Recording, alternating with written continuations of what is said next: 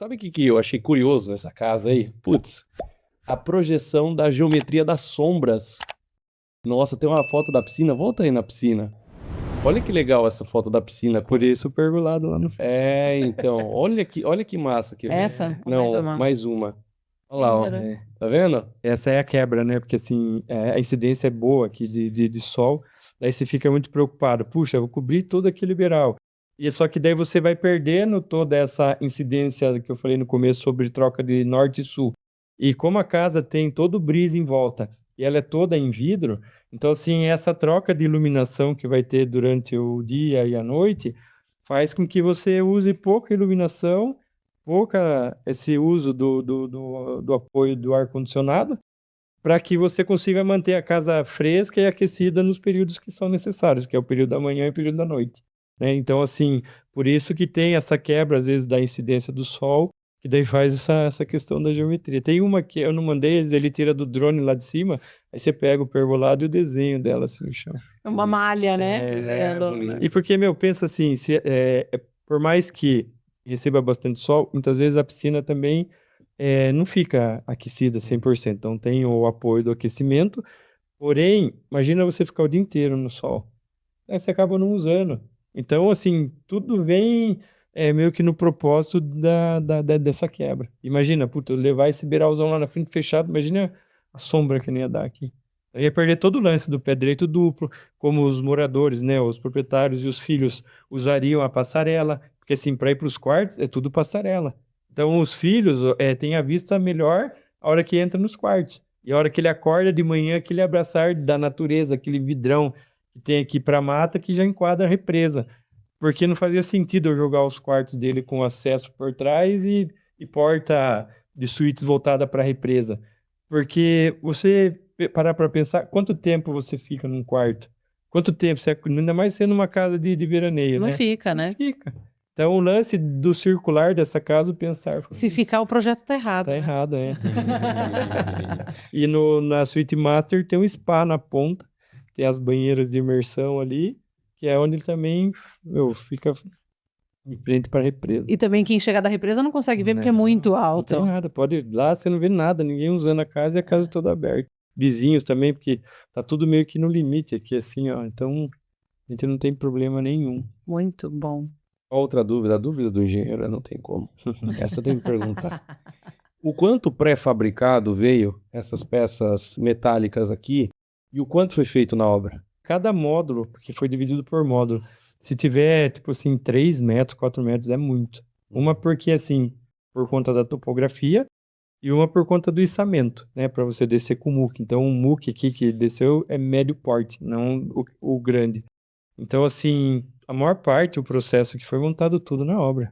Tudo solda. Tudo solda. Eu não uso parafusado, eu acho que não sou contra, mas eu acho que em termos de infiltração, tratamento, que todo mundo fala, puxa, eu vou fazer na parafusada, eu vou lá, passo um PU. Mas, cara, quanto tempo dura um PU? Qual a reação Com o nosso entre sol, sol e aço, né? Então, você vai evoluindo nesse conceito. Então, mas a proposta dela foi toda soldada e tudo montado na obra. Não vem muita coisa. E também acho que tem o transporte do levar, Sim, tudo isso sim. pronto, que também deve ser um transtorno versus o Aqui eu acho que montar ainda. foram para transportar tudo, acho que umas 4 carretas, no geral, né? Vindo da ferragem, fora os brises. Teve alvenaria nessa obra, não? Bem pouco na parte do fechamento dos quartos, né? É que hoje a gente já migrou também para fazer tudo com steel, né? Daí faz obra seca, aço pesado, mais rápido e menos custo também, né? Acho que vale a pena. Para uma obra dessa, a alvenaria esquece. Mas toda a parte dela é alvenaria. Ô, O que Bru, tem fechado é alvenaria. tirando o percalço do meio da obra, qual foi o tempo de obra trabalhada? Ó, para montar a casa inteira, acho que foram mais ou menos uns 90 dias da estrutura. Daí nós levamos o período de 1 ano, ela chegou toda a parte cinza fechada. Daí teve o problema da pandemia, aí tivemos um vizinho amigo aí. Um camarada? Ela levou, acho que 2 anos e meio contando essa parada, assim. Mas a gente ia entregar antes, mas, cara, teve Esse vizinho lindo, fofo. E aí acabou tendo que deu uma atrasadinha. Mas, Qual a maior dificuldade construtiva, Bruno? cara, eu como eu sou um cara que assim, não tenho medo, eu não vejo problema, né? Eu acho que o maior problema é a preocupação do cliente. Mas assim, dentro do mecanismo como isso comportaria todo esse balanço, toda essa estrutura, Uhum. né? A empresa que montaria tudo isso, como que funcionaria, né? Uma responsabilidade tanta ao ponto de você ver que são poucos pontos de apoio, né? Mas eu acredito sim que, sei lá, eu gosto da loucura, né? Então não tenho como mensurar assim Não tem arrimo nessa casa. Não tem nada. Só o tipo caixão perdido. É só um caixão perdido. Ô, Bru, e aí pergunta bem, talvez do seu universo, assim, você tem um engenheiro fiel escudeiro? Esse é o problema, né? Hoje eu trabalho com um, né, que é o Tá. Falcari, mas a gente já teve outros, assim, é bem difícil, porque quando se trata em balanço, a primeira preocupação deles é por apoio, né?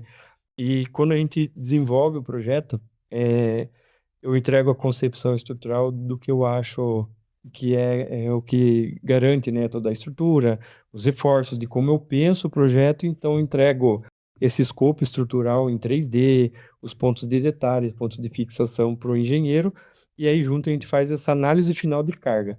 Então assim, ó, meu, aqui não vai dar, daí a gente distribui para outro canto para não ficar enchendo a casa de pilar.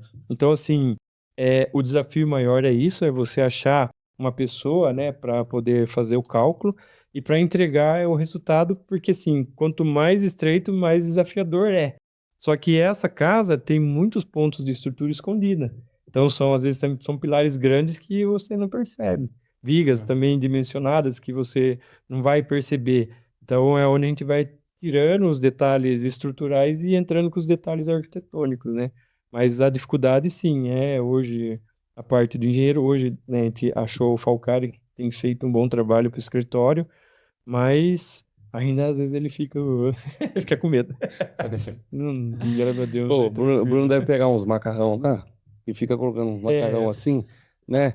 Ó, isso aí para de pé. Então, na obra lá, o cara que se vira. Palitinho, vai no restaurante, né? É. Viu alguma coisinha, já fica olhando detalhe um pouquinho. Não, cara. Tem uma casa que nasceu, dois palitinhos no Casa Vagão, que é uma que vai começar agora lá em Lavras. Veio do palitinho de. Hashi? E é muito, muito louco, né? A geometria dos materiais, É né? demais, Putz, né? eu gosto disso aí também, de entender esse funcionamento, acho É fantástico. porque, cara, a arquitetura, a gente fala que é alma, né? Não é projeto. Então, assim, você tá num momento ali que você, puta, olhou ali, você começa a observar o espaço, puxa, você tirou um detalhe ali, você, meu, pô, peraí, eu tô fazendo um projeto que dá para eu extrair alguma coisa disso. Então, eu falo muito disso, porque para ela virar projeto, tem todo um processo, né? Primeiro vem toda a concepção, a energia do cliente, o que o cliente sonha, o que que você sonha ou almeja entregar para o cliente, né? O que que ele vai vivenciar dentro de tudo isso para poder nascer a concepção. Então, quando a gente fala, é a alma, é porque entrega mesmo todos os detalhes. Aí você fala assim, o qual é cansativo fazer um projeto desse? Não é a forma de desenvolver o projeto, mas é a forma que você entrega aquele momento de concentração, a modelagem, né, para você entender para onde vai vir as informações, como que você vai pensar, como que as pessoas vão usar. Então é isso que eu falo que eu me sinto cansado no final é quando entreguei o projeto, o cliente puta, deu ok, cara, sabe quando dá aquele alívio? Porque é uma entrega constante de troca mesmo de energia. Então, eu acho que Eu perguntei da parceria do engenheiro, porque se você não tiver um fiel escudeiro que te escute, que sim. entenda a essência do que você quer, você não consegue chegar nesse resultado final, né? Ou vai desgraçar o Nossa, negócio. e assim, cada vez mais se torna desafiador, porque assim, cada vez mais o terreno é maior, cada vez mais os balanços são maiores. Então, se eu também você não pensar nessa infraestrutura, não só do engenheiro, mas também tem os outros terceiros, né? Que é a parte de ar-condicionado, tem a elétrica, hidráulica, porque por mais que ela flutue, A coifa. tem pontos de acesso, né? Que você vai olhar e fala assim, cara, como é que eu vou descer toda a hidráulica dessa casa? Como é que eu vou fazer? Então, tem que pensar no geral. Mas, Talvez as pessoas em casa não estejam se perguntando sobre esse pergolado aí. Ele tem cobertura ou não? não, ele é livre. Vazado. Porque toda a proteção do que eu preciso para incidência de chuva, por conta até de posição de sul, o que é necessário proteger foi protegido, e com o mínimo de tamanho para não ter problema, né? Então, assim, ficar criando beirais que não tenham sentido só por conta de estética, né? Então, ele não tem a projeção para fazer sentir mesmo esse efeito da natureza. Tem uma coisa interessante na casa, né? Porque você tem essa laje dos carros, que é uma laje que precisa ter uma resistência de sobrecarga maior, né? Sim. E ela, ao mesmo tempo, ela serve como um peso para o restante da casa, né? É que eu falei para você, uma coisa amarra a outra. É. Então, assim, é uma laje, acho que H12 foi usada aí, porque assim, como a distribuição de carga, então é 500 kg por metro quadrado. Uhum. Se o carro pesar entre 700 a 1 tonelada, né, Uhum. a gente tem essa situação. Porém, por conta do balanço, por conta da situação, então todo travamento intermediário entre pilar e viga é uma coisa só, né? E assim, o tratamento, por ser uma laje também que recebe os carros, a preocupação com impermeabilização, né? Porque é praticamente exposta, né? E tá sobre um revestimento, sobre uma estrutura metálica. Então você imagina a patologia, né? Imagina o problema que poderia dar sobre infiltração. Então, E, são por exemplo, vai pontos- lavar carro, não lava aí. Lava tudo aí, tem Lava tudo tudo aí. drenagem, tem uns. Eu fiz tudo ralo linear, Aham. então fica tudo com o acabamento do piso, então você acaba nem Nessa laje. nessa laje, em tudo, a garagem inteira você Legal. pode lavar. Pô, legal a gente falar disso, porque eu tô vendo algumas pessoas com problema de patologia de infiltração em casa, porque acha que revestimento, só colocar que tá tudo, né, tá impermeabilizado, né, Bia? Acho que a gente podia falar um pouquinho disso. Precisa ter todo um tratamento, né? Você precisa ter toda a impermeabilização, inclusive até para madeira, né? Sim. Tem que ter toda a parte de impermeabilização para depois você vir com o revestimento. O porcelanato, é claro que ele tem um nível de absorção bem baixo, Sim, né? Mas tem, sim, né? sim. A água passa por ele, né? Passa por ele e o rejunte também, dependendo de qual é o rejuntamento, ele não é impermeável, né? E até como é a composição que muitas vezes eles não seguem, né? A diluição do rejunte com Também, linha de água. nem a da argamassa também, né? Daí Então- começa a soltar junto. Mas não é porque o rejunte é ruim, porque é a Não forma foi que feito foi feito. corretamente, né? Então, assim, o ideal, né, quando a gente fala, vai fazer uma laudo de teste de estanqueidade, né, tipo, antes de revestir, soltar a água para ver se não vai ter problema. Então, assim, são pontos, né? Impermeabilizar para evitar efluorescência, Sim. tudo Aí isso o é tipo de importantíssimo, impermeabilização né? para fazer, para não correr o risco também de soltar o piso, Uhum. né? Então, Erra lá na impermeabilização mecanismo, também dá uma desgraça lá na frente, Então né? tem pontos, né? É o que a gente brinca hoje, o que também faz esse conhecimento da gente, no geral, né? De quem vai vivenciando obra, vai cuidando de obra, você vira isso como também um auxílio para as pessoas, né? As pessoas procuram, às vezes, o nosso escritório para dar essa orientação técnica, né? Porque não é simples você contratar uma pessoa, e é o que a gente estava falando no começo, qual é o empreiteiro que você contrataria para executar uma obra? Tem que ser uma pessoa que tenha conhecimento, porque isso não é para 1 ano, 2, é para a vida inteira, né? Então aí o cara faz uma impervisação de qualquer jeito, você imagina? Então, assim, isso é um cuidado, né, sobre tipo de acabamento. Às vezes a pessoa fala assim, eu quero que nem você comentou, né? Puxa, eu quero um piso de 80. Cara, e a qualidade desse piso? E a massa desse piso, né?